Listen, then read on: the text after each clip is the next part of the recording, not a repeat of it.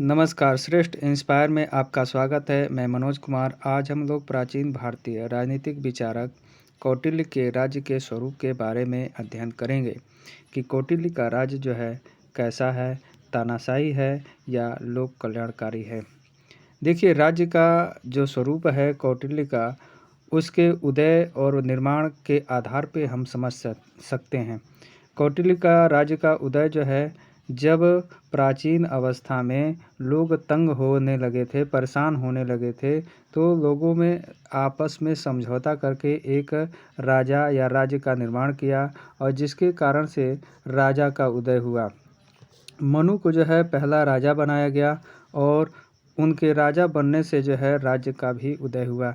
तो इस तरीके से लोगों के कष्टों को हरने के लिए ही राज्य का निर्माण या राजा का उदय हुआ था। इसलिए कौटिल्य का मानना है कि जो उनका राज्य निर्माण है या उनका जो राज्य है वो कल्याणकारी राज्य है। कौटिल्य कहते हैं कि प्रशासन का विभाजन जो है कई विभागों में होना चाहिए।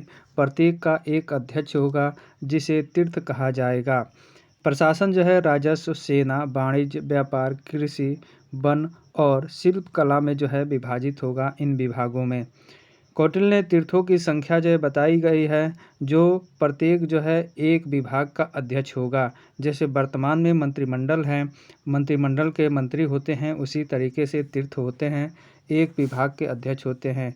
इनमें जो है संख्या 18 बताई गई है तीर्थों की कौटिल्य के द्वारा, जिसमें मंत्री, पुरोहित, सेनापति, युवराज, द्वारिक, अंतर्वेशिक जिसे अंगरक्षक कहा जाता है, समाहर्ता, सन्निधात्री जिसे कोषाध्यक्ष कहा गया है, प्रवेष्टि या आयुक्त, नायक, पौर या जिसे नगर का प्रधान कहा जाता है, व्यवहारिक या दीवानी न्यायाधीश का अध्यक्ष होता है। इसके अलावा कार्याटिक या कारखानों का अध्यक्ष कहलाता है। इसके अलावा मंत्रिपरिषद का अध्यक्ष, विभागाध्यक्ष, दंडपाल जिसे सैन्य अधिकारी कहा जाता है, साथ ही दुर्गपाल, ये सभी 18 तीर्थ जो है प्रत्येक विभाग के अध्यक्ष होते हैं और शासन प्रशासन का जो है काम करते हैं। कौटिल्य ने तीर्थों के बीच माना है कि उनके बीच न तो ज़्यादा संगठन होना चाहिए, यानी ज़्यादा संगठन होगा तो राजा के खिलाफ जो है वह कुचक्र रचने लगेंगे और राजा को जो है गद्दी से हटाने की सोचने लगेंगे। और वह कहते हैं कि न तो ज़्यादा संघर्ष ही होना चाहिए। अगर ज़्यादा संघर्ष होगा तो प्रशासनिक व्यवस्था जो है चौपट हो जाएगी, यानी एक तीर्थ दूसरे तीर्थ से संघर्ष करने में लगा रहेगा तो प्रशासनिक व्यवस्था जो है ठीक से संपन्न नहीं हो पाएगी। ऐसी स्थिति में प्रशासनिक व्यवस्था चौपट हो जाएगी। कौटिल्य ने सुझाव दिया है कि इन दोनों के बीच की अवस्था होनी चाहिए, अर्थात सामान्य अवस्था होनी चाहिए। इनमें संबंध जो है सामान्य होना चाहिए, गहन नहीं होना चाहिए, जिससे प्रशासनिक व्यवस्था जो है अच्छी बनी रहेगी।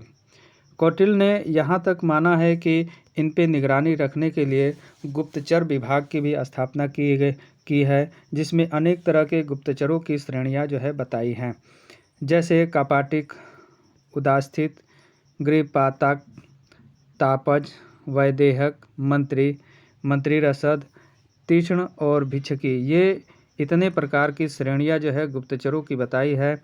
इनके बारे में कहा जाता है कि ये स्त्री या पुरुष दोनों जो है कोई हो सकता है।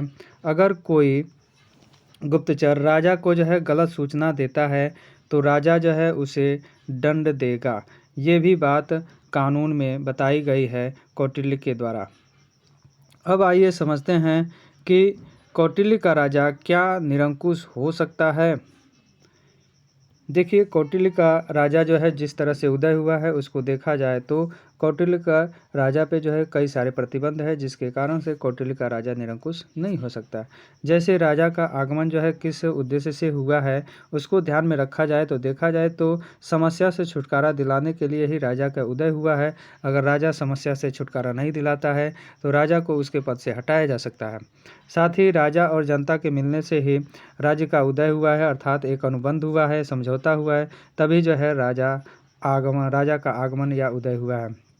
साथ ही राजा पे धार्मिक नियमों और रीति रिवाजों का भी प्रभाव है या बंधन है, इसलिए राजा निरंकुश नहीं हो सकता। साथ ही राजा की शक्ति पे मंत्रिपरिषद का प्रतिबंध है।